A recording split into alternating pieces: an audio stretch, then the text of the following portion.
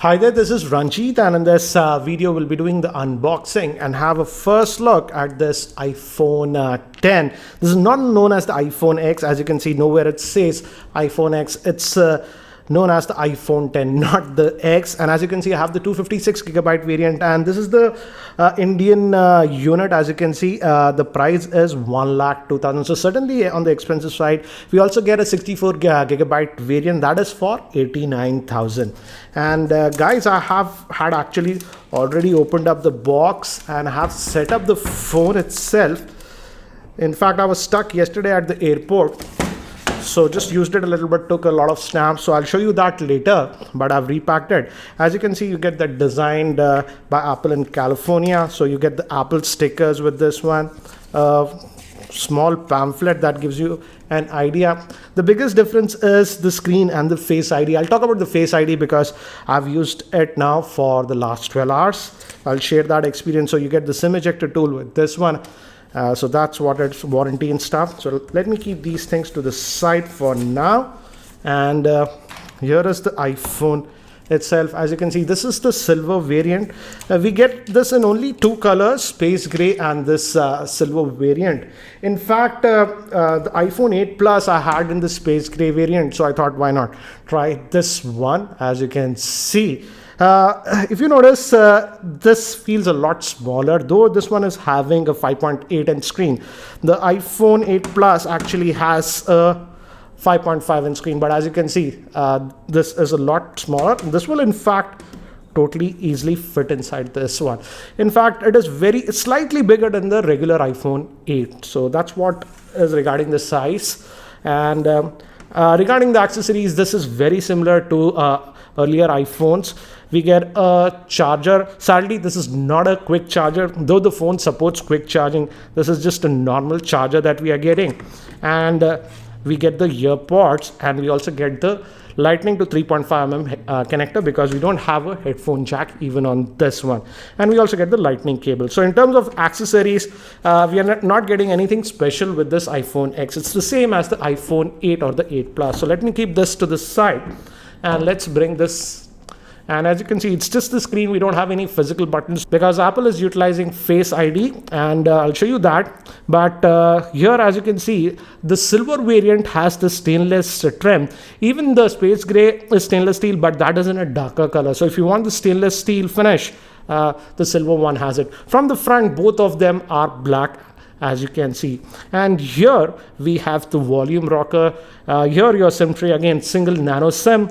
Bottom we have the speaker vent and the Lightning connector, and we have the volume rockers over here and the notification toggle. Again, like the iPhone 8 or the 8 Plus, even the earpiece acts as a speaker, so it gives that stereo effect. So one thing you'll notice is that the power button is a lot bigger on this one. So yeah, it easily fits in your single hand, as you can see, unlike the 8 Plus, where you have to really stretch your hands. So yeah, this easily fits in a single hand. So let me just power this on, and you have to hold the power button, and by the time it actually boots up, let me give you the configuration overview. This iPhone 10 has a 5.8-inch OLED screen with a 19.5:9 aspect ratio, which comes to a 458 ppi. It is powered by the Apple A11 Bionic chip, which is a 6-core processor. It comes with 64 or 256GB of internal storage. It has Face ID. Moving to the camera, it has a dual 12-megapixel rear-facing camera. One is a regular lens, second is a telephoto lens, and both support optical image stabilization. Moving to the front-facing camera, it is a 7-megapixel shooter with a f2.2 lens. It's also IP67 water resistant, and the battery is a 2716 milliamp hour battery. So this is the iPhone 10. Again, as you can see, it's very similar in layout to the regular one, but again, we don't have any home buttons. And to navigate, for example, let's open up Twitter. We're opening, and you see this notch over here. This has the Face ID stuff that the IR sensors which make it work. So you get this notch, and yeah,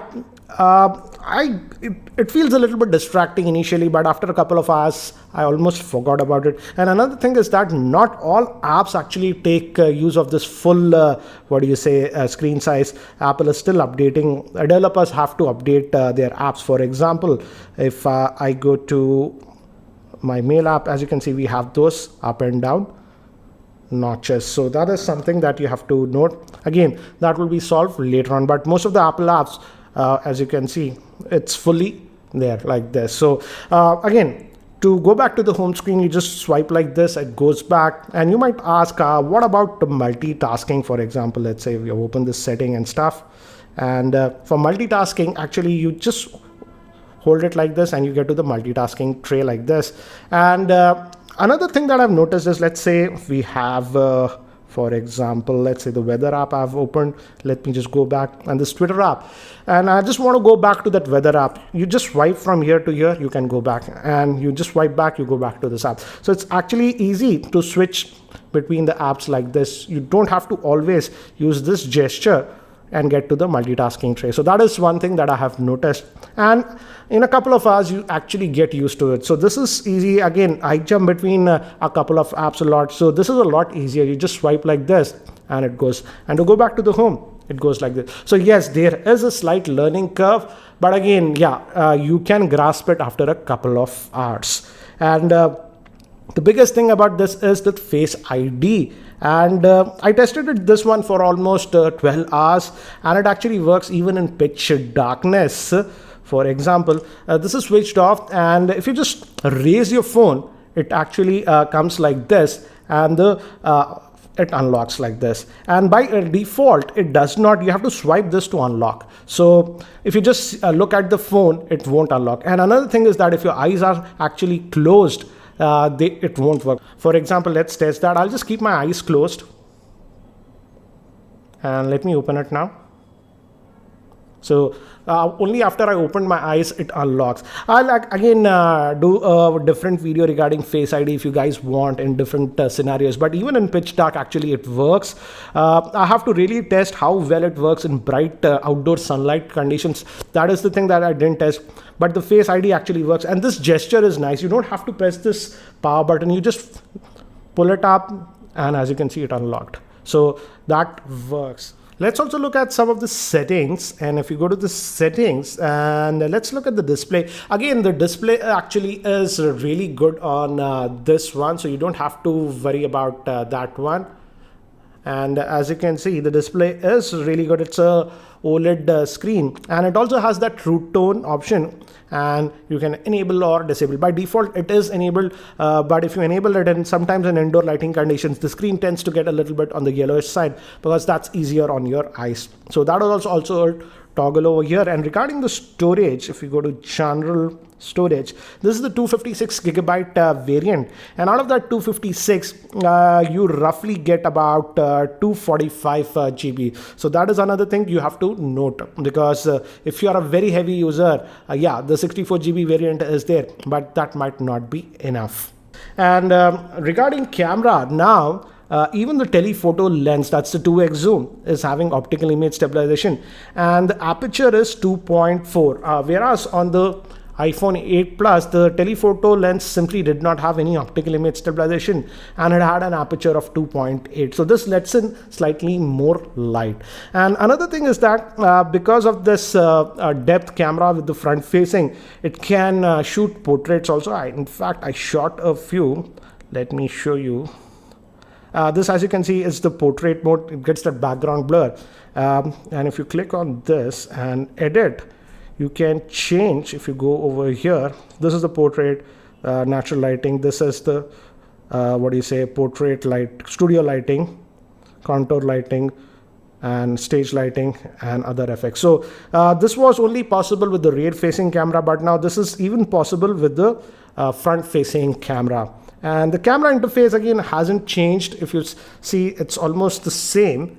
And yeah, so we even have the portrait mode here also. So you have that, and it uses the 2x zoom if you use the portrait mode. I've taken a lot of sample shots with this iPhone 10. So here are some of the sample shots that I've taken with this one, so that you can have a quick idea regarding the camera performance. I also took some selfies. So here are some selfies with the same.